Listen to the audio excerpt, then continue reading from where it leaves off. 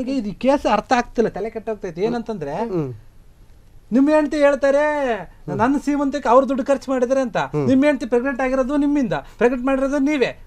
ಅವ್ರು ಯಾಕೆ ಸೀಮಂತಕ್ಕೆ ದುಡ್ಡು ಖರ್ಚು ಮಾಡ್ತಾರೆ? ಅವ್ರು ಯಾಕೆ ನೋಡಕ್ ಬರ್ತಾರೆ? ನೀವು ಫ್ರೆಂಡ್ ಅಂತ ಕರ್ಕೊಂಡು ಹೋಗಿ ಯಾಕೆ ಹೇಳ್ಬೇಕು? 27,000 ಖರ್ಚು ಮಾಡಿದೀನಿ ನಾನು ಅವತ್ತು. ಅಲ್ಲ, ನೀವು ಬಟ್ಟೆ ಸೆವೆಗೆ, ನಾನು ಸೀರೆ ಸೆವೆಗೆ ಸೀರೆ ನಾ ಮತ್ತೆ 3,000 ಕೊಟ್ಟು ತಂದು ಕೊಟ್ಟಿದ್ಲು. ಪ್ರತಿ ಒಂದು ಮಟನ್ಗೆ ದುಡ್ಡು ಹಾಕಿದೀನಿ ಅವನಿಗೆ.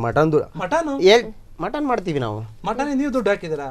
ಕೊಟ್ಟು ಕಳ್ಸಿರೋದು ಇವನ್ನ ತಗೋಬೋಗು ಅಂತ. ನಾನೇ ಮಟನ್ ತಗೊಂಡ್ಬಂದಿರೋದು ನಿಮ್ಮ ಇವರಲ್ಲ, ಪವನ್ ಅವರಲ್ವಾ? ನಾನ್ ದುಡ್ಡು ಕೊಟ್ಟಿರೋದಕ್ಕೆ ನಾನು ಎಲ್ಲಾ ಕೆಲಸನೂ ಮಾಡಕ್ಕಾಗಲ್ಲ.